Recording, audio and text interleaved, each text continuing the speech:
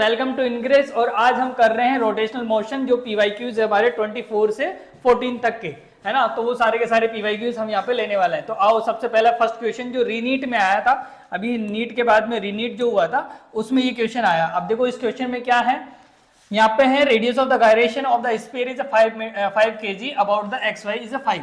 ठीक है, तो ये रेडियस ऑफ गायरेशन दे रखा है आपको। ठीक है, एज इन द फिगर, ये फिगर आपको दे रखा है। इसमें the radius of the sphere is ये, तो ये रेडियस दे रखा है, स्फीयर की जो रेडियस है वो दे रखा है आपको 5x/√7। ठीक है, और ये x की वैल्यू आपको फाइंड करना है बेटा यहाँ पे। ठीक है, तो सबसे पहले देखो यहाँ पे रेडियस ऑफ गायरेशन दे रखा है आपको, यहाँ पे k की वैल्यू आपको गिवन है, कितनी है 5 है। ठीक है, तो यहाँ पे रेडियस ऑफ गायरेशन 5 दे रखा है आपको। अब हम देखते हैं ये क्या है बेटा, ये ध्यान रखना, ये सॉलिड स्फीयर है। तो सॉलिड स्फीयर के अकॉर्डिंग हम इसका सबसे पहला ऐसा डायग्राम बनाया कि ये सॉलिड स्फीयर है, इसके बीच वाले एक्सिस से, सेंटर ऑफ मास वाले एक्सिस से जो इसका आईसीएम होता है वो कितना होता है 2y5। हमें स्फीयर का पता है, सॉलिड स्फीयर का पता है, ये 2y5 mr² होता है। ठीक है, अब ये एक्स वाई एक्सिस कहाँ पे है, इसके पैरेलली, इसके पैरेलल, ये टेंजेंट से टेंजेंट के अलोंग जा रही है इसके, है ना। तो ये इसके पैरेलल है, तो इसका मतलब ये एक्सिस हमारी ऐसे डिस्प्लेस हो गई। तो डिस्प्लेस होने से हम पैरेलल एक्सिस थ्योरम का यूज करेंगे। तो पैरेलल एक्सिस थ्योरम क्या होती है हमारी, पैरेलल एक्सिस थ्योरम बोलती है कि I C M plus M D square.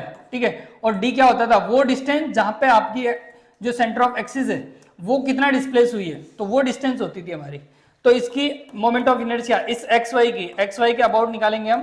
तो एक्स वाई के अबाउट ये क्या है 2y5 mr² plus M D square. तो डी कितना है यहाँ पे, वही r है यहाँ पे, क्योंकि r रेडियस ही तो डिस्प्लेस हुआ है वो। ठीक है, तो यहाँ पे r² कर देंगे। अब इन दोनों का टोटल कर दो तो कितना आ गया 5 और 2 7 mr² एलसीएम लेने से। ठीक है, तो ये हमारा IXY आ गया। अब इसका मोमेंट ऑफ इनर्शिया इस एक्सिस के अबाउट मोमेंट ऑफ इनर्शिया की रेडियस ऑफ गायरेशन दे रखी है, मतलब इसको क्या लिखे हम mk² equal to 7y5 mr²। ठीक है, तो यहाँ पे m से m कट गया हमारा, और ये इसमें k की वैल्यू था, k की वैल्यू है 5, तो 5 का square equal to 7/5 into r²। ठीक है, तो अब r की वैल्यू कितनी आ जाएगी, देखो यहाँ पे r की वैल्यू आ जाएगी, ये रूट में चला जाएगा। ठीक है, तो पूरा का पूरा रूट में 5 का स्क्वायर इंटू 5 डिवाइड बाई 7। ठीक है, तो इसमें हम r की वैल्यू क्या लिख सकते हैं, क्या आई हमारे पास 5√5 डिवाइड बाई √7। और ये बोल रहा है कि ये रेडियस की वैल्यू ये है, तो इसके बराबर रख दो, अपने आप वैल्यू पता चल जाएगी। तो 5x/√7। तो x किसको प्रेजेंट कर रहा है, x √5 को रिप्रेजेंट कर रहा है, तो इसका मतलब d हमारा आंसर आ जाएगा बेटा। ठीक है, ऐसे तो समझ गए ना, इस टाइप के आपके क्वेश्चंस आने वाले हैं। चलो नेक्स्ट क्वेश्चन। अब देखो वही वापस डेटा कलेक्ट करो क्वेश्चन से पहले, तो क्वेश्चन पढ़ो पहले। 2 बॉडीज, 2 बॉडी है A और B है। ठीक है, सेम मास है, दोनों का मास सेम है, और इन इलास्टिक कॉलिजन हो रहा है। A move with the velocity of v1। तो देखो ये बिफोर कॉलिजन आफ्टर कॉलिजन वाला है, तो बिफोर में क्या रखेंगे हम, बिफोर में A बॉडी है और उसका मास m है, B बॉडी है आपकी, उसका भी मास m है, ध्यान रखना इसका भी मास m है। ये v1 वेलोसिटी जा रही है और ये रेस्ट पे है। ठीक है, आगे लिखा हुआ है body B is a rest before the collision, तो ये बिफोर वाली कंडीशन हो गई।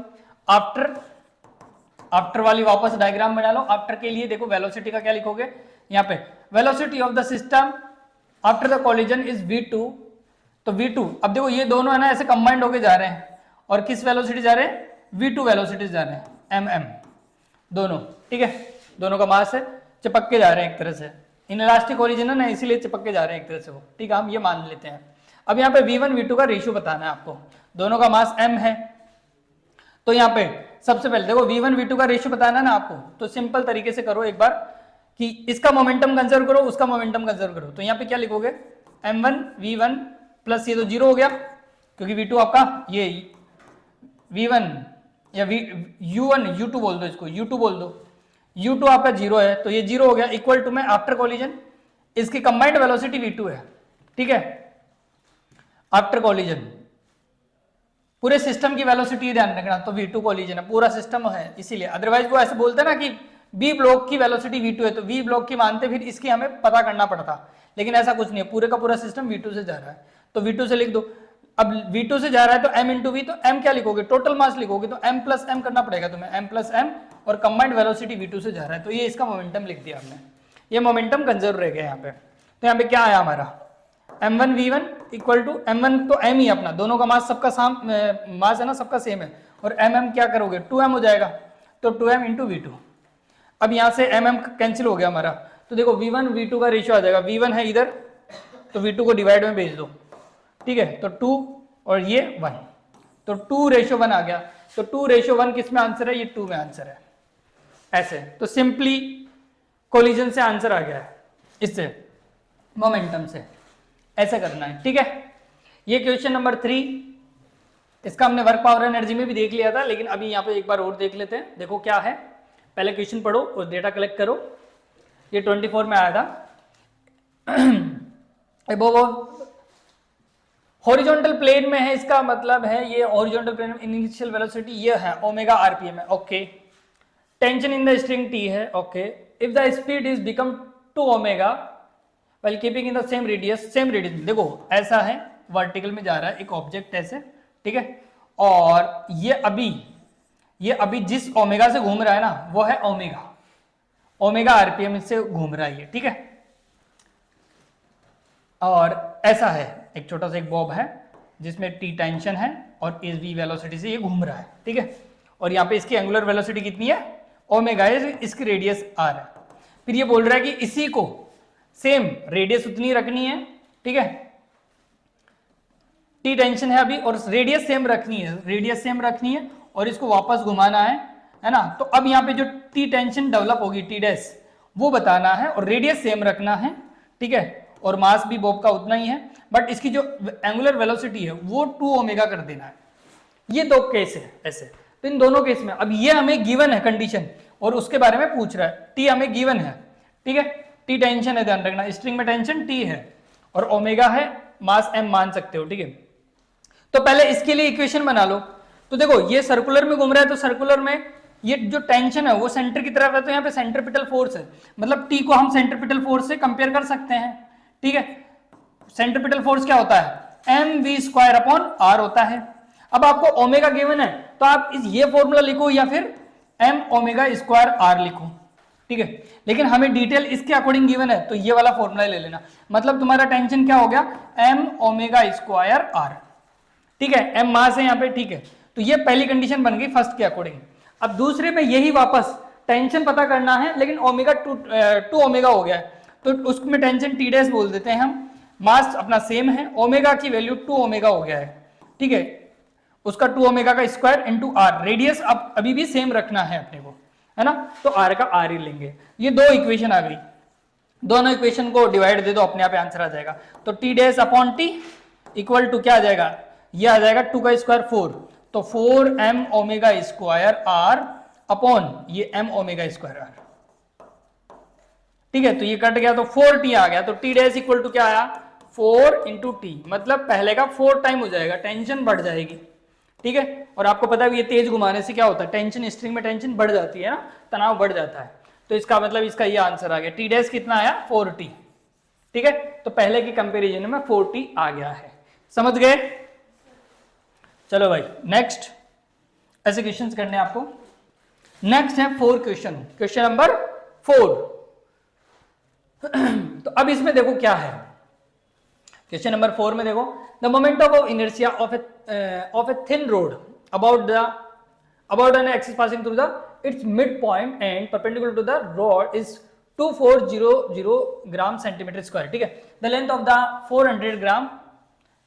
तो इसमें बताना है आपको लेंथ ऑफ द, उसकी लेंथ बतानी है रोड की, और ये इसका मास दे रखा है भाई, ठीक है।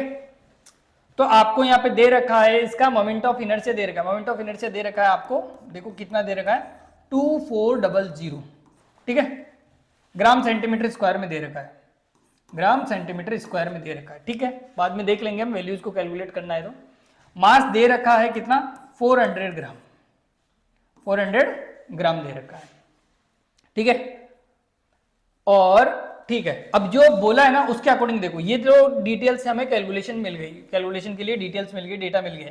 अब देखो क्वेश्चन को समझो क्या है, the moment of inertia thin rod, यहां से है, ध्यान रखना, thin rod about the axis pass through its mid point, है ना, and perpendicular to the rod. मतलब आपकी रोड ऐसे है, एकदम थिन रोड है, ऐसी है, और इसके मिड पॉइंट से जा रही है एक्सिस आपकी ऐसे, ठीक है, और इसके परपेंडिकुलर है। तो इसके लिए मोमेंट ऑफ इनर्शिया का फॉर्मूला क्या होता था हमारा, इसके अबाउट ml²/3 और इसके अबाउट ml²/12, ml²/12 ये आता था। तो ये बराबर में रख दो, अपने आप ही L की वैल्यू मिल जाएगी। तो I equal to ml²/12, I आपके पास पता है आपको 2400, M आपको दिया हुआ है 400 ग्राम, ठीक है, ये भी ग्राम में, ये भी ग्राम में, कोई दिक्कत नहीं है, L²/12, ठीक है। तो देखो ये कितना आया आपका, ये 400 से इसको काट सकते हो, कितने टाइम गया, 0 0 कट गया, ये 6 टाइम कट गया, है ना, और L इक्वल टू क्या आ जाएगा, L² equal to 6 into 12, L equal to कितना आ जाएगा, √12 इंटू 6 कितना होता है 72, तो 72, तो √72 देखो 64 8 का होता है और 9 का 81, तो 8 और 9 के बीच में आंसर आएगा, 8 और 9 के बीच में ये रहा भाई, देख लो ये आंसर आ गया 8.5, सिंपल, ठीक है। तो ऐसे कैलकुलेशन करनी है आपको, ठीक है। और यदि यहाँ पे भी 8.5 8 ऐसा कुछ दे रखा होता तो आप एक्यूरेसी निकालते, ठीक है। तो थोड़ा इसमें भी ऑप्शंस पे भी ध्यान रखना है अपने को कि कैसे कैसे करना है, ओके। चलो भाई नेक्स्ट, ये कर लिए। अब यहाँ पे एक बिल्कुल सिंपल सा क्वेश्चन आया था यहाँ पे, ठीक है। इसमें था कि particle moving with uniform speed, इसका मैं कई बार एग्जांपल भी देता हूं पढ़ाते टाइम, ठीक है। और वही क्वेश्चन आ गया है कि यूनिफॉर्म स्पीड से कोई ऑब्जेक्ट घूम रहा है सर्कुलर में, ठीक है। जैसे मैं कई बार एग्जांपल देता हूं पढ़ाते पढ़ाते कि एक फैन है, फैन का ना, फैन ऐसे घूम रहा है, ठीक है, सर्कुलर में। तो इसमें इसकी स्पीड एक कांस्टेंट है, ठीक है, इसकी स्पीड तो क्या होती है, कांस्टेंट होती है। तो क्या इसकी वेलोसिटी कांस्टेंट है, नहीं, वेलोसिटी कांस्टेंट नहीं होती है। क्यों, क्योंकि हर बार पार्टिकल की डायरेक्शन एवरी टाइम चेंज हो रही होती है, ध्यान रखना, कभी इधर कभी इधर कभी इधर। तो सर्कुलर के अंदर यदि स्पीड कांस्टेंट है तो इसका मतलब ये कभी नहीं होता है कि उसकी जो वेलोसिटी है वो कांस्टेंट होगी, ध्यान रखना, वो कांस्टेंट कभी भी नहीं होगी, क्योंकि हर टाइम डायरेक्शन चेंज हो रही है, मैग्नीट्यूड सेम रहता है बट डायरेक्शन आपकी वेलोसिटी की बार बार चेंज हो रही होती है, ठीक है। अब वेलोसिटी चेंज हो रही है तो एक्सेलरेशन कौन सा कांस्टेंट रहेगा, वो तो चेंज डिपेंड करता है, स्पीड पे तो डिपेंड करता है, वो किस पे डिपेंड करता है, वेलोसिटी पे, है ना। तो एक्सेलरेशन भी कांस्टेंट नहीं रहेगा, ध्यान रखना, ठीक है। तो इसमें आप आंसर बता सकते हो कि कौन सा होगा, क्या कांस्टेंट वेलोसिटी होगी, कांस्टेंट एक्सेलरेशन हो गया, constant velocity but very acceleration, या वेरिंग वेलोसिटी और वेरिंग एक्सेलरेशन। तो मेरे हिसाब से ये दोनों वेलोसिटी और ये दोनों कांस्टेंट नहीं होते, तो दोनों वेरी करते हैं, इसका मतलब तो ये आंसर आएगा आपका डी, ठीक है, क्योंकि दोनों की दोनों, क्योंकि वेलोसिटी वेरी कर रही है तो एक्सेलरेशन तो फिक्स वेरी करेगा ही करेगा, ध्यान रखना। तो ये बड़ा सिंपल सा क्वेश्चन था जो 24 में आया था, ठीक है। चलो भाई नेक्स्ट, अब ये भी एक थ्योरेटिकल क्वेश्चन ही है। इसमें इसके अंदर इस क्वेश्चन में देखना है आपको कि एक पहिया है, ठीक है, सर्कुलर मोशन करते हुए आगे बढ़ रहा है, मतलब इसका ये सेंटर, ये जो है ना इसका सेंटर, ये भी आगे बढ़ रहा है और ये सर्कुलर, ये एक जगह फिक्स होकर सर्कुलर मोशन नहीं कर रहा, ये रोटेशनल मोशन कर रहा है। रोटेशनल मोशन मतलब ट्रांसलेटरी और सर्कुलर दोनों, ठीक है। तो इसमें बोल रहा है when a wheel block cart rolling with the level road as shown in the figure, linear velocity v है। अब किसकी लीनियर वेलोसिटी v है वो फिगर में दिख ही रहा है। Which one of the following object is correct, ठीक है, कौन सा ऑप्शन करेक्ट है वो बताना है आपको। P and Q are highest and lowest point, अच्छा ये P और Q इसमें दे रखा है, इन पॉइंटों के बारे में आपको डिस्कशन करना है कि कौन सा पॉइंट सबसे तेज चल रहा होगा। तो देखो ये सेंटर ऑफ मास VCM से ही चलता है, ठीक है। हर पार्टिकल यहाँ पे ये इधर की डायरेक्शन में और ये इधर की डायरेक्शन में, और ये ऑलरेडी ये तो देखो ये रोटेशनल की वजह से वेलोसिटी मिल रही होती है, इसको हर पॉइंट को रोटेशन की वजह से वेलोसिटी मिल रही होती है यहाँ पे, ठीक है।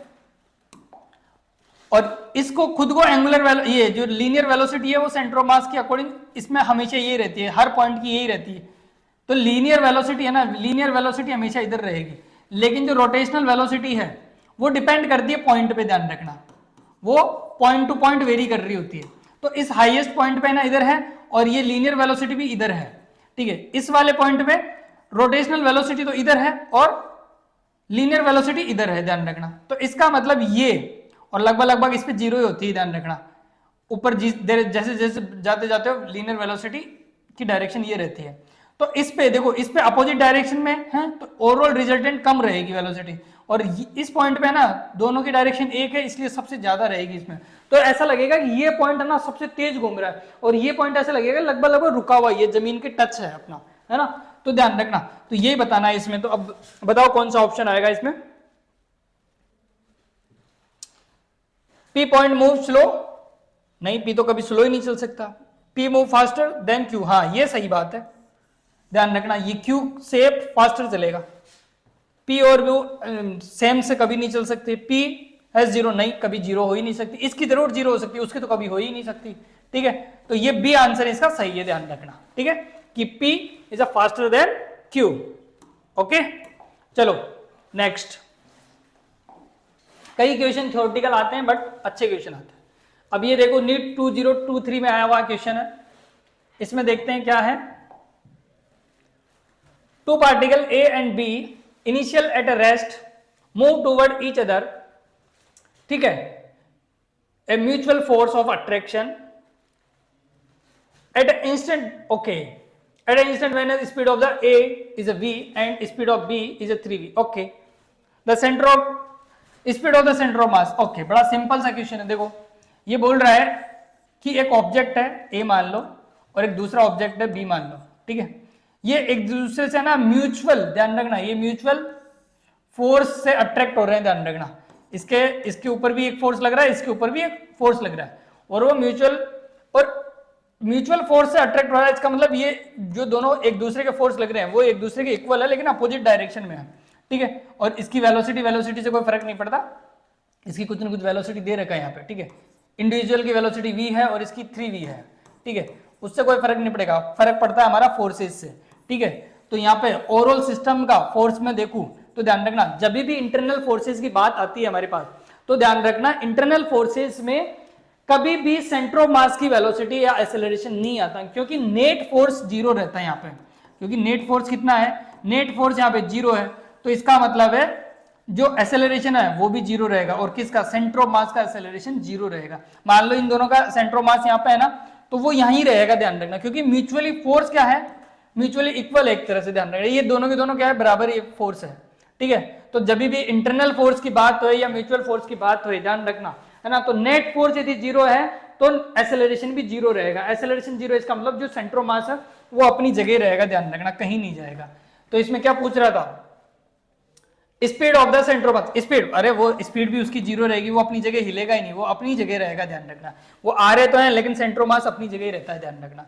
सेंटर ऑफ मास की कहानी एक अलग तरीके से समझते हैं, ध्यान रखना। जब भी इंटरनल फोर्स आ जाए या फिर कुछ म्यूचुअल अट्रैक्शन फोर्स आ जाए या इक्वल फोर्सेज आ जाए, तो ध्यान रखना उनका सेंटर ऑफ मास जहां पे भी लाई कर रहा होगा वो वहीं की वहीं ऐसा लगेगा रुका हुआ ही है, ध्यान रखना, ठीक है। तो ये कहानी ध्यान रखना, यहाँ पे और कोई कहानी है ही नहीं, सिर्फ और सिर्फ इंटरनल फोर्सेस या म्यूचुअल फोर्सेस की कहानी है यहाँ पे, ठीक है। तो नेक्स्ट, चलो भाई, ये यहाँ पे तुम्हें दिख नहीं रहा होगा बट यहाँ पे लिखा हुआ है 1 radian per second, 5 radian per second और 10 रेडियन पर सेकेंड, और लास्ट वाले में 15 रेडियन पर सेकेंड।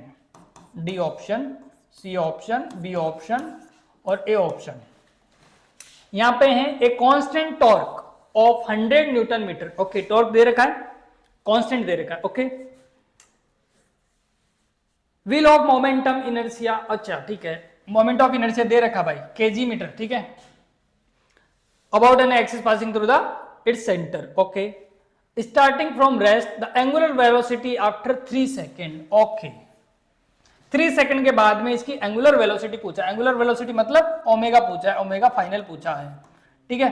और रेस्ट से स्टार्ट हुआ है मतलब ओमेगा इनिशियल क्या मान सकते हैं हम, 0 मान सकते हैं, ठीक है। मोमेंट ऑफ इनर्शिया इसका आई दे रखा है आपको, कितना दे रखा है 300 kg मीटर, ठीक है, वो दे रखा है इनर्शिया, मोमेंट ऑफ इनर्शिया आपको दे रखा है व्हील का। और क्या दे रखा है, टॉर्क दे रखा है आपको, टॉर्क दे रखा है कितना 100 न्यूटन मीटर, 100 न्यूटन मीटर दे रखा है आपको। हाँ भाई, इन्हीं से आपको वैल्यूज पता करनी है। अब देखो और टी दे रखा है, टी कब पूछ रहा है वो, टी इक्वल टू 3 सेकेंड पे, ठीक है।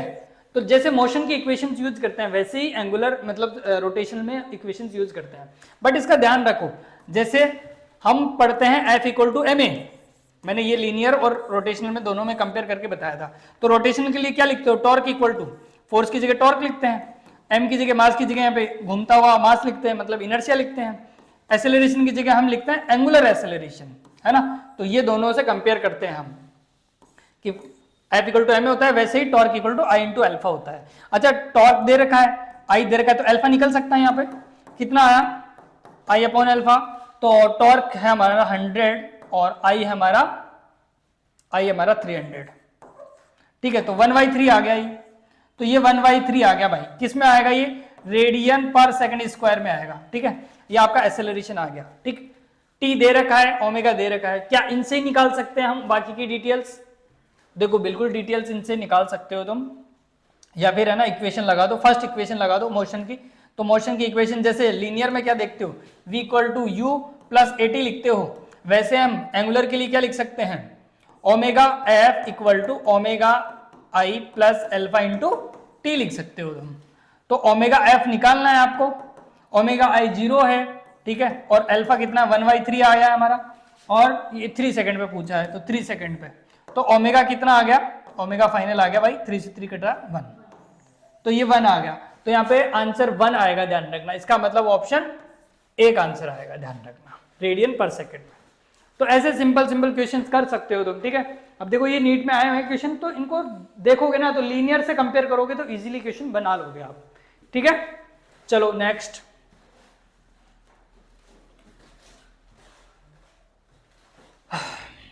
चलो इसमें क्वेश्चन देख लो, पहले क्वेश्चन पढ़ो जब तक मैं इनके रेशियो लिख देता हूं, 5:3, 2:5 और 5:2 और NOT, नन ऑफ दिस, ठीक है। कौन सा ऑप्शन होगा, 13 में 23 में आया हुआ क्वेश्चन है।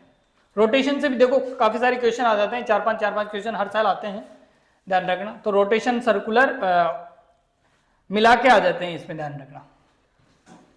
हाँ भाई, the ratio of the radius of the gyration of the solid sphere of the mass m and the radius r about on axis of the to the radius of the gyration of the hollow sphere of the same mass and radius about the axis. Okay, तो देखो एक होलो sphere है और एक solid sphere है, ठीक है। तो दोनों के लिए मोमेंट ऑफ इनर्शिया इनकी एक्सिस के अबाउट तुम्हें पता होगा। इसका मोमेंट ऑफ इनर्शिया कितना होता था, इसका होता था 2/5 mr², सॉलिड के लिए, है ना। होलो के लिए क्या होता था 2/3 mr², ठीक है। तो ये मोमेंट ऑफ इनर्शिया होलो के लिए और ये मोमेंट ऑफ इनर्शिया इसके लिए, ठीक है। इसमें पूछ रहा है वो the ratio of the radius of gyration, radius of gyration का रेशियो पूछ रहा है, मतलब इस सॉलिड के लिए। अब इसके लिए क्या लिखोगे, रेडियस ऑफ गायरेशन mk², तो k किसका, सॉलिड वाले का, mk² 2/5 mr², और इसमें IH वही mk², तो k किसका, होलो स्फीयर के लिए mk² इक्वल टू 2/3 mr²। ध्यान रखना, मोमेंट ऑफ इनर्शिया की इनका नहीं पूछ रहा था, IH का फॉर्मूला नहीं पूछ रहा था वो, ध्यान रखना। वो किसका पूछ रहा था, हाँ गायरेशन का पूछ रहा था, ध्यान रखना, ठीक है। तो यहां पे निकाल लो भाई तुम, क्या आएगा यहाँ पे k, या फिर एक बार है ना m से m काट के इनका डिवाइड ही दे लो। तो पहले किसका पूछ रहा है वो, पहले है सॉलिड का, तो सॉलिड वाले का ऊपर रख लो, तो सॉलिड वाले का रखोगे तो ks² upon kh² equal to, इस पूरी वैल्यू को रखो तो 2/5 r² सेम रेडियस बोला है वो, ठीक है, सेम मास और रेडियस है, ठीक है। तो r भी कट जाएगा अपना जब रेशियो रखोगे तो, और ये 2/3, ये 2/3, ये 2/5, ठीक है, और ये r² भी सेम है अपना, ये कट जाएगा। तो इसमें ये 3 ऊपर जाएगा, 2 इसके पास जाएगा, 2 से 2 कट जाएगा अपना, ठीक है। तो आएगा 3/5, 3/5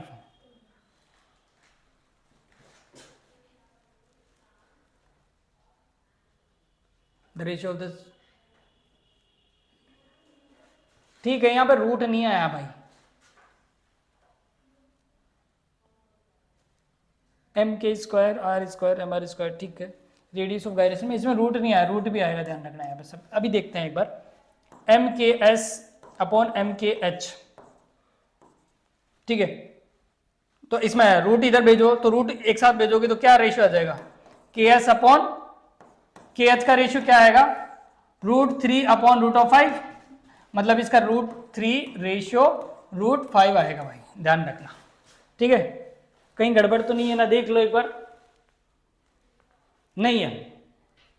रेडियस ऑफ गायरेशन का पूछा है वो, ठीक है।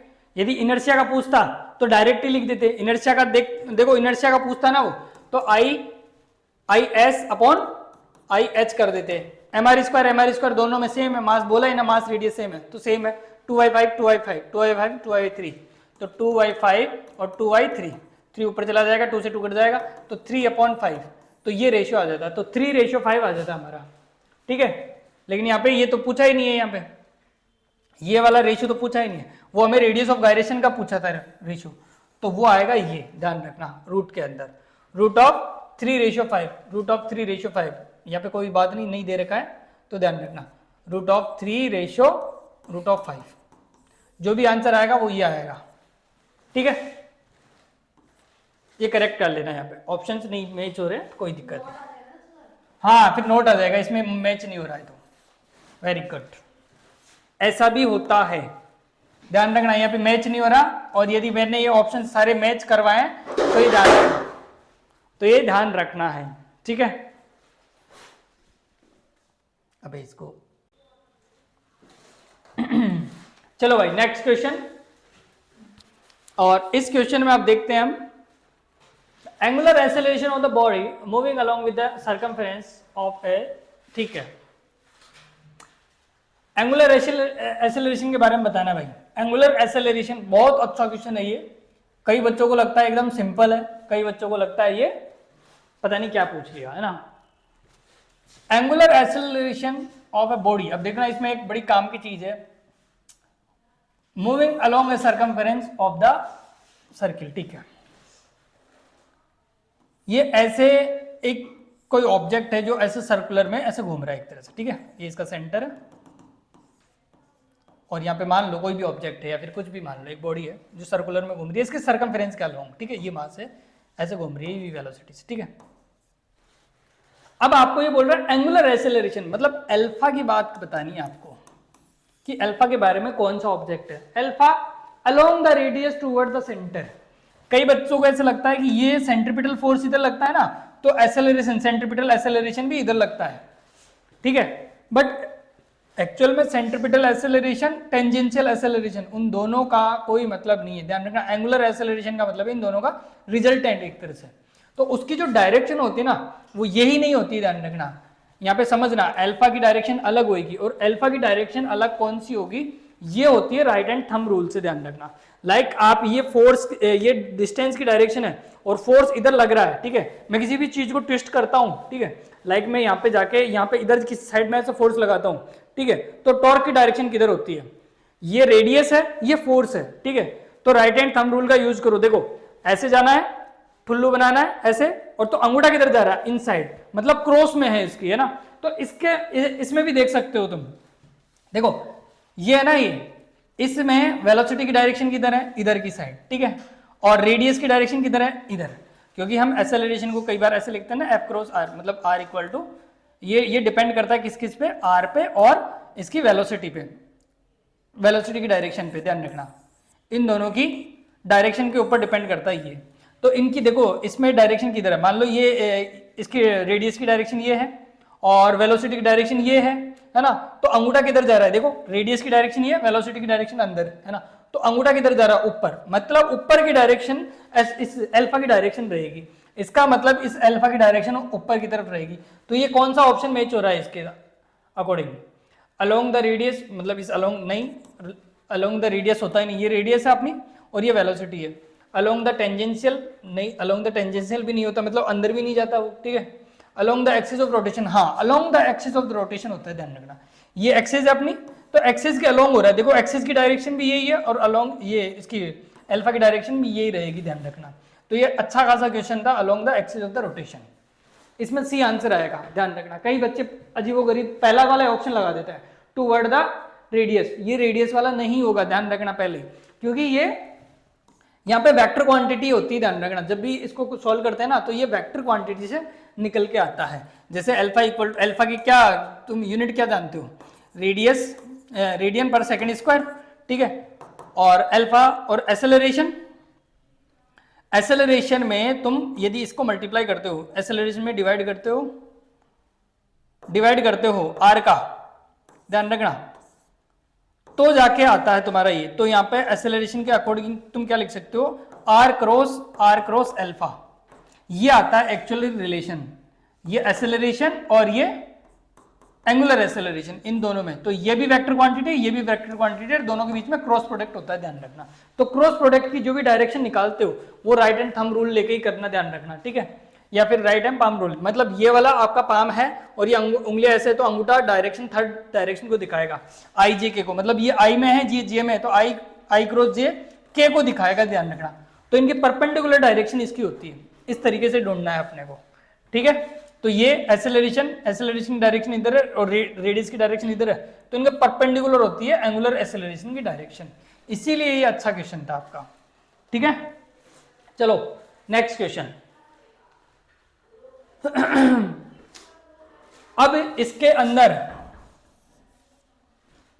a cell of the mass m is at a rest exploded into 3 fragment, ठीक है, having a mass of 2 to 1, okay. The fragments having equal mass of fly off along the mutual perpendicular direction with velocity v, the speed of the third particle, okay. देखो ये मास इस मास में टूटा है, मान लो पहले कोई मास था आपका और बाद में जब वो टूटा ना, वो 3 टुकड़ों में टूट गया, ठीक है। तो एक मास तो इधर गया, एक मास इधर गया, मतलब परपेंडिकुलर गया, एक दूसरे के परपेंडिकुलर गए हैं। मान लो एक इधर गया आपका और एक इधर गया है, ऐसे मान के चलो, ठीक है। तो तीसरी की वेलोसिटी किधर होगी, इसकी वेलोसिटी पूछ रहा है वो थर्ड की, ठीक है। v1 v2 आपका v1 और v2 सेम वेलोसिटी से गए हैं vv से और म्यूचुअली परपेंडिकुलर गए हैं। अब वो बोल रहा है कि इनके मासेस है ना वो ये रहे हैं, ध्यान रखना, परपेंडिकुलर रहे हैं और v वेलोसिटी, और सेम मास वाले है ना एक वेलोसिटी से गए, मतलब सेम मास ये है 2, तो इनको है ना रेशियो में है, ये मास जो भी है ना इनकी रेशियो में है। तो इसको मैं ना ऐसे मान लेता हूँ कि ये 2m है, ये भी 2m है और बचा हुआ हमारा m है, रेशियो में इक्वल रेशियो में टूट गए ना। अब इसका मतलब ये टोटल रहा होगा किससे, इनिशियल में रेस्ट पे था ये, तो ये इनका टोटल कर लो कितना हो गया, 2 2 4 और 1, तो ये 5m। तो 5m कोई मास था आपका, वो 3 फ्रेगमेंट में टूट गया और फ्रेगमेंट में टूटने के बाद में दो की वेलोसिटी ऐसे हो गई कि v1 की वेलोसिटी v है और दूसरे की वेलोसिटी v है। अब ये है ना वेक्टर में देखें हम तो ये j कैप में हो गई और ये i कैप में हो गई, ध्यान रखना, ठीक है। दोनों म्यूचुअली परपेंडिकुलर है ना, तो इसकी वेलोसिटी ये आ गई और इसकी वेलोसिटी आ गई, v थर्ड की हमें पता करना है, ठीक है। तो यहाँ पे वापस मोमेंटम कंजर्व कर दो, है ना। और मोमेंटम ध्यान रखना, मोमेंटम क्या होता है आपका, मोमेंटम वेक्टर क्वांटिटी होती है, p इक्वल टू mv पढ़ते हो ना, तो p इक्वल टू mv में p इक्वल टू m और v, m तो स्केलर है तो v क्या है, वेक्टर है, इसलिए मोमेंटम आपका क्या है, वेक्टर क्वांटिटी। तो मोमेंटम कंजर्व करें हम तो पहले किस में है, ये रेस्ट में है, पहले तो रेस्ट में, इसका मतलब इसकी वेलोसिटी कितनी हुई 0, ठीक है।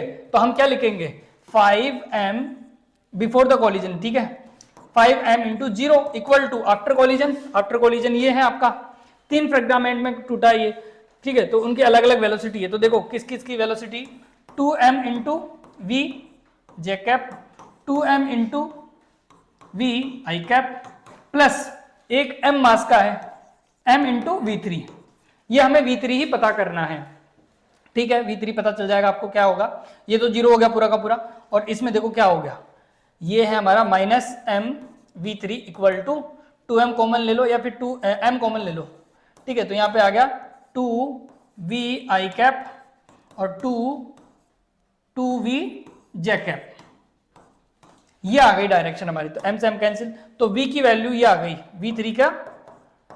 v3 का क्या हो गया, v3 का आ गया हमारा -2vi कैप और -2vj कैप है, vj कैप।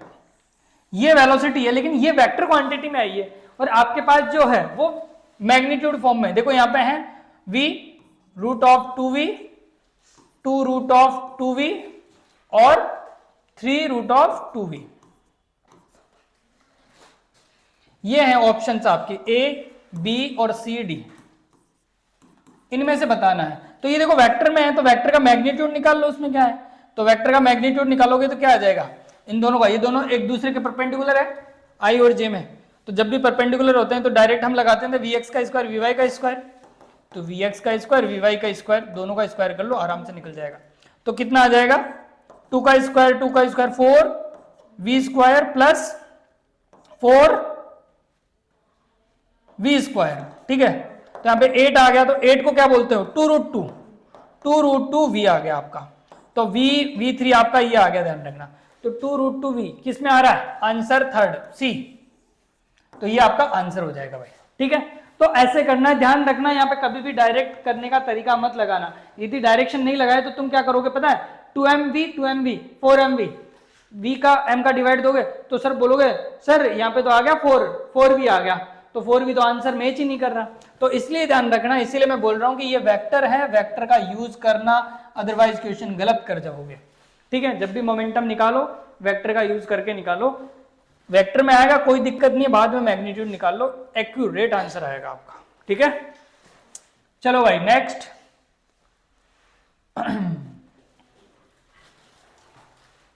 हाँ भाई यहां पे देखो क्वेश्चन नंबर 12, ये 2022 में आया था, 22 में आया था, इसमें देखो angular speed of the flywheel moving with uniform angular acceleration in 16 seconds, the angular acceleration radian per second is okay, the angular acceleration ही पूछ रहा है वो आपसे, देखो ठीक है। तो एक फ्लाइंग व्हील है, ठीक है, तो उसकी आरपीएम देखो कहां से कहां बढ़ी है,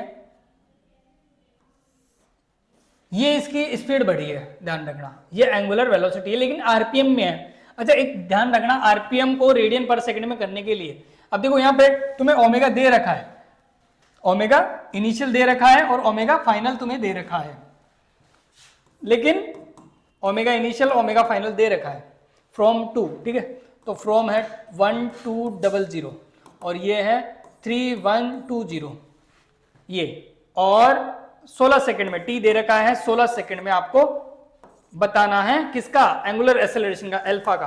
अल्फा क्या होता है, डेल्टा, जैसे एक्सेलरेशन क्या होता है, चेंज इन वेलोसिटी, तो अल्फा क्या होगा, change in angular velocity upon total time, ये होगा।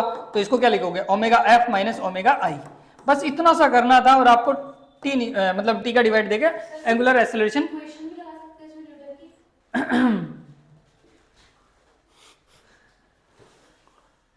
एक बार रोक, अब हुआ है। तो ये छोटा सा फॉर्मूला है, इसी का यूज करके कर सकते हैं हम, और मोशन की इक्वेशंस भी लगा सकते हो, ध्यान रखना कोई दिक्कत नहीं है, ठीक है, लगा सकते हो। और इसमें ये यही तो लाना है अपने को ना, एक्सेलरेशन लाना है, ठीक है। तो यहाँ पे देखो, लेकिन यहाँ पे है ना ये आरपीएम में है, देखो अब ये आरपीएम में है और अपना किस में पूछ रहा है, ये रेडियन पर सेकंड में, ऐसा नहीं पूछ रहा कि आरपीएम स्क्वायर ऐसा कुछ पूछ रहा हो, नहीं, रेडियन पर सेकंड स्क्वायर में पूछ रहा है। तो ध्यान रखना कभी भी आरपीएम का, आज बता रहा हूं याद रखना, कभी भी आरपीएम में आ जाए तो उसको रेडियन पर सेकंड में कन्वर्ट करने के लिए, रेडियन पर सेकंड में करने के लिए सिंपल सा एक चीज याद रखना, 2π/60 से मल्टीप्लाई कर देना, ठीक है। जैसे 5/18 से याद रखते हैं ना किलोमीटर मीटर में, उसमें कन्वर्ट करने के लिए, तो वैसे ही ध्यान रखना आरपीएम को रेडियन पर सेकंड में कन्वर्ट करने के लिए 2π/60, तो 2π/60 से मल्टीप्लाई करो यहाँ पे, तो यहाँ पे क्या आया आंसर, देखो 45। ये आया हमारा 45, ओके 45, ठीक है। और इसमें वापस वही 2π/60 से मल्टीप्लाई कर लो, तो यहां पे कितना आ जाएगा अपना, यहां पे आ जाएगा 6 5 से 30 और 6 2 और 52 इंटू ये तो 104 पाई, ठीक है। तो ये आ गया। अब ये जो आया है ना आपका, वो किस में आया, रेडियन पर सेकंड में है भाई, ये ध्यान रखना। अब कन्वर्ट हो गया आपका रेडियन पर सेकंड में। अब इसमें आंसर करना है, पुट करो, आंसर निकाल दो। तो 104 pi minus 40 pi divide by 16, तो 16 का डिवाइड दे दो। 104 में से 40 गया तो 64 बच गया, ये 64 पाई डिवाइड बाई 16, ठीक है। तो कितना आया, 4 पाई। तो 4 पाई रेडियन पर सेकंड आ जाएगा आपका, 4 पाई आ रहा है इसमें, ये रहा, ठीक है। तो ये आपका आंसर है भाई, ठीक है, ऐसे ध्यान रखना है। तो बड़ा सिंपल है, बस ये कॉन्सेप्ट जिसको पता था वो इजीली कर लिया होगा, है ना। चलो नेक्स्ट। अब इस क्वेश्चन में देखो आप, इसमें क्या है, two object of mass 10 kg 20 kg respectively are connected to the two end of the rigid rod. एक सॉलिड रोड है, उसकी लेंथ है, rod of the length 10 metre, okay. तो the distance of the centre of the mass of the centre of mass of the system from the 10 kg, okay, ठीक है भाई। दो मास है ऐसे, एक रिजिड रोड से ऐसे कनेक्टेड है, ठीक है। इनकी बीच की डिस्टेंस दे रखा है कितना, 10 मीटर। ये तो सिंपल हो गया, ये तो हमने ट्रिक भी देखी हुई है भाई। जब भी दो मासेस होते हैं तो उनका सेंट्रो मास कहीं ना कहीं लाइक करता है, और उसकी जो डिस्टेंस है किसी भी मास से निकालना है, जैसे मान लो इधर से मास से निकालना है ना हमें, इस R1 मास से निकालना है, ये M1 मास है और ये M2 मास है, ठीक है। और इस M1 मास से निकालना है और इधर से डिस्टेंस अपनी R है, या फिर टोटल डिस्टेंस R है, इसमें ये R की भी जरूरत नहीं पड़ती हमें, इसमें इस R की भी डिस्टेंस की जरूरत नहीं पड़ती। दोनों मासेस के बीच की डिस्टेंस पता रखो और दोनों मास पता रखो, ठीक है। तो इनमें अपने को किधर से पूछ रहा है वो पता होना चाहिए। मान लो M1 से पूछ रहा है, M1 से R1 पूछ रहा है, तो जिधर से पूछ रहा होता है उसका अपोजिट मास लेते हैं। पहले तो देखो यहाँ पे क्या करते हैं, टोटल डिस्टेंस रखते हैं। टोटल डिस्टेंस मान लो ये R है आपकी, R इंटू मान लो ये R1 निकालना है, मास 1 से निकालना है सेंट्रो मास की डिस्टेंस, तो M2 रखते हैं और ये दोनों के बीच की डिस्टेंस रखते हैं, मतलब M2 into R upon total mass, ऐसे। तो ये तो इसके लिए हो गया। और मान लो यहाँ पे ये डिस्टेंस बोल दूं मैं कि इसमें ये वाली डिस्टेंस पता करनी है, ये मेरे को R2 पता करनी है, ठीक है। तो जब R2 में निकालूंगा तो M2 से डिस्टेंस है, तो मास M2 को नहीं लेते हम, उसके सामने वाले को लेते हैं। तो M1 इंटू बीच की distance R upon total mass. ये ट्रिक भी है और ये ध्यान भी रखना कि इसी को यूज करते हैं हम, ठीक है। तो जब भी जिस मास के पास की डिस्टेंस निकालते हैं उसका अपोजिट मास रखते हैं। इसका मतलब अब हम यहाँ पे क्या करने वाले हैं, अब यहाँ पे पूछ रहा है किसका है वो देखो आप। अब क्वेश्चन में पूछ रहा है 10 kg, है ना। तो एक को 10 kg मान लो और एक को 20 kg मान लो, ठीक है। तो अब 10 kg की तरफ से मान रहा है, मतलब R1 निकालना अपने को। तो R1 निकालना है तो मास कौन सा लूंगा मैं पहले, 20 kg। तो ये 20 kg वाला मास लूंगा। बीच की डिस्टेंस 10 मीटर है, ठीक है। टोटल मास दोनों का 10 प्लस 20, ये आपकी डिस्टेंस आ जाएगी, आपकी जो भी आपकी R1 आ जाएगी। तो कितना आया यहाँ पे 30, तो 20 इंटू 10 अपॉन 30, कौन सा आंसर आ गया, बी आंसर आ गया। ये देखो इतना इजी क्वेश्चन है ये, लेकिन ये चीज पता होगी आपको तो तुरंत निकाल पाओगे। अदरवाइज तो यहां से R1 डिस्टेंस मानोगे और फिर इसका सेंटर ऑफ मास यहाँ पे x डिस्टेंस मानोगे, फिर सेंटर ऑफ मास करते जाओगे, वही x1 x2 upon R1 R2 वो सारा सब कुछ करोगे। इससे बेस्ट है ये याद रखो आप, इसका प्रूफ भी है और ये करवाया हुआ भी है, ठीक है। तो ये ट्रिक ध्यान रखना आपको। चलो भाई नेक्स्ट। इस क्वेश्चन में the ratio of the radius of the gyration of a thin uniform disk about an axis of perspective of the center and normal to its plane to the radius of the gyration of the about its diameter, okay।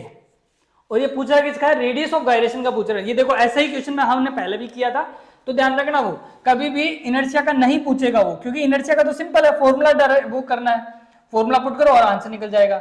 लेकिन वो पूछता किसका है, radius of gyration का पूछता है ना, मतलब mk² के बराबर रख दो। तो हमें पता है कि एक डिस्क है, ये डिस्क है ना, तो डिस्क के ऐसे डिस्क है, रिंग होती तो एम आर स्क्वायर वाई होता, लेकिन ये डिस्क है, तो डिस्क के लिए मोमेंट ऑफ इनर्शिया क्या होता है, एम आर स्क्वायर वाई 2 होता है ना। और यही मैंने बोला था इसमें, जब हम पैरेलल एक्सिस, एक तो पैरेलल एक्सिस थ्योरम होती थी और एक परपेंडिकुलर एक्सिस थ्योरम होती थी। तो परपेंडिकुलर एक्सिस थ्योरम में ये जो एक्सिस है अपनी, जो इसके प्लेन में ही है, इसके डायमीटर के अलोंग है, ये तो इसके परपेंडिकुलर होती है, ध्यान रखना। ये तो हमारी क्या होती है, ये तो परपेंडिकुलर वाली होती है, ये वाली एक्सिस तो हमारी परपेंडिकुलर होती है डिस्क के, ठीक है। और ये जो है ये डायमीटर के अलोंग होती है, ये वाली एक्सिस, ठीक है। तो इन एक्सिस के अबाउट ही पूछ रहा है वो। तो ये एक आई एक्स मान लो और एक आई वाई मान लो, है ना। इनके बारे में मैंने बताया कि ये ना इसकी 1/4 होती है, इन दोनों का सम इसके बराबर होता है, और ये दोनों बराबर होती है, ध्यान रखना, इन दोनों की एक्सिस बराबर होती है। तो हमने इनके परपेंडिकुलर एक्सिस थ्योरम में देखा है ना, I z equal to I y plus I axis, ऐसे होता है मेरा, ठीक है। तो हम ये बोल सकते हैं, हमें इसका पता होता है, हमें जो आई जेड है ना, जिसको आईसीएम भी बोल रहे हैं हम, सेंटर ऑफ मास वाली एक्सिस, इसका पता होता है, ये कितना होता है, एम आर स्क्वायर बाई 2 होती है हमारी, ठीक है, एम आर स्क्वायर बाई 2 होती है। तो आई एक्स और आई वाई ये है डायमीटर, इसको आई डी भी बोलते हैं, ये डायमीटर वाली एक्सिस हमारी, ध्यान रखना, ठीक है। तो इन दोनों का सम इसके बराबर होता है परपेंडिकुलर एक्सिस थ्योरम के अकॉर्डिंग, आई एक्स और I Y equal to I Z Z होता है हमारा, ठीक है, इनका। तो अब ये हमें पता है कि दोनों इक्वल होती है, डिस्क में तो एक जैसा ही दिखता है हर जगह से, तो डिस्क में एक जैसी डिस्क दिखती है चारों तरफ से ये, तो इस डिस्क के लिए दोनों सेम होते हैं। तो यहाँ पे हम आई आई लिख सकते हैं, I plus I equal to I Z Z, I Z Z कितना है, एम आर स्क्वायर बाई 2 होती है। तो यहाँ पे 2 आई इक्वल टू क्या लिखते थे हम वहां पे, एम आर स्क्वायर बाई 2, तो आई इक्वल टू कितना आता था, एम आर स्क्वायर बाई 4, ठीक है। तो ये डायमीटर के अलोंग होती थी, ध्यान रखना, डायमीटर के अलोंग, मतलब ये डायमीटर ऐसे है ना, तो डायमीटर के अलोंग हमेशा यही होता था। अब ये भी एम डी स्क्वायर बाई 4 है, एम आर स्क्वायर बाई 4 है, और ये भी एम आर स्क्वायर बाई 4 है, ध्यान रखना, इसको डायरेक्टली ध्यान रखना है वैसे कि एम आर स्क्वायर बाई ऐसे, एम आर स्क्वायर बाई 2 ऐसे, तो एम आर स्क्वायर बाई 4 ऐसे। रिंग में जस्ट उल्टा होता है, ये एम आर स्क्वायर होती है और ये एम आर स्क्वायर बाई 2 होती है, ये दोनों में ध्यान रखना है आपको, ठीक है। तो अब वो ये पूछ रहा है कि इन दोनों का रेशियो, इन दोनों को रेशियो, मतलब एक तो सेंटर वाली और एक डायमीटर वाली, इन दोनों का रेशियो। तो आई पहले किसका पूछ रहा है, 2, तो 2 से पहले देखो किसका पूछ रहा है, सेंटर का, तो आई सी अपॉन आई डी इनका, है ना, तो इनका रेशियो कर लो, तो m r square by 2 upon m r square by 4, 4 ऊपर चला गया, एम आर स्क्वायर कट गया, तो 4 बाई 2 मतलब कितना आया हमारा, 2:1, ये आया है हमारा आईसी अपॉन आईडी का रेशियो। लेकिन ये नहीं पूछ रहा है वो किसका पूछ रहा है, रेडियस ऑफ गायरेशन का पूछ रहा है, ध्यान रखना। तो रेडियस ऑफ गायरेशन क्या रखोगे, एम के सी का स्क्वायर अपॉन एम के डी का स्क्वायर इक्वल टू 2:1, के हट गया हमारा, तो रूट में चेंज होता है, के सी अपॉन के डी का रेशियो क्या आया, √2 और 1, तो √2:1 रेशियो आएगा। कौन से में मैच कर रहा है, बी में, है ना। तो ये बी आपका आंसर रहेगा बेटा, ध्यान रखना। ये आंसर कर दिए तुम तो इसका मतलब आप इनर्शिया का रेशियो दे दिए हो, और वो भी ऑप्शन में मैच कर रहा होगा। लेकिन ध्यान रखना, इनर्शिया का रेशियो पूछा है या गायरेशन का रेशियो पूछा है, ध्यान रखना, ठीक है। तो √2/1 करना है आपको। चलो नेक्स्ट, इस क्वेश्चन में है, पहले एक बार क्वेश्चन पढ़ लो। एनर्जी ऑफ 484, ठीक है। देखो नंबर भी ऐसे ही देंगे वो, ताकि तुम्हारे सॉल्व हो सके। अब हमें दिख रहा है ना, ये 22 का स्क्वायर दिख रहा है, अभी कहीं ना कहीं काम आएगा, देखते हैं आगे, है ना। तो ये अपना 484 इतनी एनर्जी होती है, स्पेंड किस में होती है, increasing the speed of the flying wheel 60 RPM to 360 RPM, मतलब किसी की एंगुलर वेलोसिटी बढ़ाने में इतनी एनर्जी लगती है। तो moment of inertia of the flying wheel, okay. तो उसका आई पूछा है, हमें नहीं पता क्या है, क्या किस चीज को उड़ाया उसने, है ना, फ्लाइंग करके, बट कोई ना कोई ऑब्जेक्ट है, फ्लाइंग व्हील है अपना, डिस्क हो सकती है, स्फीयर हो सकता है, कुछ भी हो सकता है, रिंग हो सकती है ना। चलो, तो उसका मोमेंट ऑफ इनर्शिया बताना है अपने को, ठीक है। इसमें सबसे पहले देखो, हम जैसे वर्क पावर एनर्जी पढ़ते हैं तो वहां पे लिखते हैं ना work energy theorem, W equal to change in kinetic energy, ये पढ़ते हो तुम, तो वो चेंज इन काइनेटिक एनर्जी वो सभी जगह के लिए वैलिड है, ये ध्यान रखना। ये रोटेशन के लिए भी वैलिड है और ट्रांसलेटरी मोशन के लिए भी वैलिड है। तो यहां पे इसी का यूज कर लेते हैं, क्यों? क्योंकि हमें एनर्जी पता है, वर्क डन इतना हुआ है, मतलब ये एनर्जी का काम कर रहा है ना, और काइनेटिक एनर्जी हम लिख सकते हैं। अब यहाँ पे ओनली ऑन रोटेशनल मोशन हो रहा है ना, किसी चीज को फ्लाइंग कर रहे हैं तो रोटेशनल मोशन के अकॉर्डिंग काइनेटिक एनर्जी लिख सकते हैं हम। काइनेटिक एनर्जी को क्या लिखते हो? देखो वहां पे हम काइनेटिक एनर्जी क्या लिखते थे, लीनियर के लिए कर लो, लीनियर से याद रखते हैं हम, ठीक है, लीनियर से हम रोटेशनल की चीजें काफी इजी कर सकते हैं। तो देखो मैं रोटेशनल की चीजें लिखूंगा, पहले लीनियर की लिख लेता हूं। यहां पे लिखता था मैं W equal to half of m v square half of m u square, half m common भी ले लेता था मैं, है ना, ये लिखता था काइनेटिक एनर्जी को। रोटेशनल में क्या लिखेंगे? W equal to half of m, m की जगह क्या लिखूं मैं? आई इनर्शिया आता है यहाँ पे, ठीक है। वेलोसिटी की जगह क्या लिखूं? एंगुलर वेलोसिटी, तो एंगुलर वेलोसिटी लिख देता हूं, angular velocity final minus angular velocity initial का स्क्वायर। अब देखो एनर्जी है, आई हमें निकालना है, ये दोनों है, तो बस एक इक्वेशन से काम हो जाएगा हमारा, ठीक है। तो आओ यहाँ पे W कितना है? 484 इक्वल्स टू हाफ, आई तुम्हें निकालना है, और ओमेगा, ओमेगा अभी अभी मैंने आरपीएम का तुम्हें तरीका बताया था कि जब भी आरपीएम में आ जाए किससे मल्टीप्लाई करोगे? ओमेगा इनिशियल है 2 पाई अपॉन 60 से, तो इसका मतलब ये कितना आ गया? 2 पाई, और दूसरा 360 है, 360 इंटू 2 पाई अपॉन 60, तो ये कितना आ गया? 6 आ गया, 6 इंटू 2 12 पाई आ गया ये, तो ये 12 पाई आ गया भाई, ठीक है। तो 12 पाई माइनस 2 पाई, यहां से मोमेंट ऑफ इनर्शिया आ जाएगा आपका, कितना आएगा देखो, 484 इंटू 2 अपॉन कितना है ये? 10 पाई, तो 10 पाई, ठीक है, ये आ जाएगा आपका मोमेंट ऑफ इनर्शिया। अब यहां से इसको सॉल्व करना है तुम्हें, तो यहां से सॉल्व करोगे तो कितना आएगा?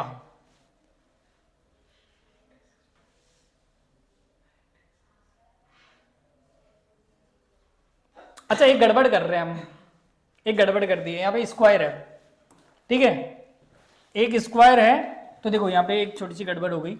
क्या है? यहाँ पे स्क्वायर है बेटा, तो स्क्वायर लिखोगे इसको, तो स्क्वायर लिखोगे तो क्या करोगे?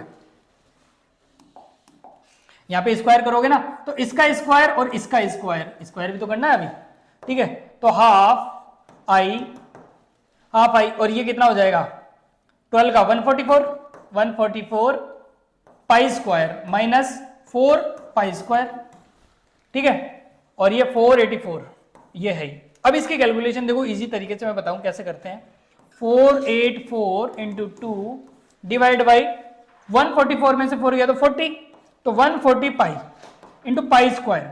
अब देखो मैं कभी भी पाई स्क्वायर दिख जाए तो एक चीज ध्यान रखना, यहाँ पे जब भी पाई स्क्वायर दिख जाए तो पाई स्क्वायर आपका जी की बराबर रहता है। जी की वैल्यू कितनी होती है? 9.8 के बराबर, और जिसको एज्यूम कितना कर लेते हो? 10, ठीक है। तो ये भी एक ध्यान रखना एक चीज कि पाई स्क्वायर कभी भी आ जाए तो 3.14 होता है, इंटू करोगे तो 9.8 के आसपास ही आएगा, 9.8 के लगभग हम अप्रोक्स 10 मान लेते हैं, तो इसको हम 10 मान सकते हैं अब, है ना, तो इसको अप्रोक्स 10 मान लेना तुम, तो उससे कैलकुलेशन तुम्हारी इजी हो जाएगी, ठीक है।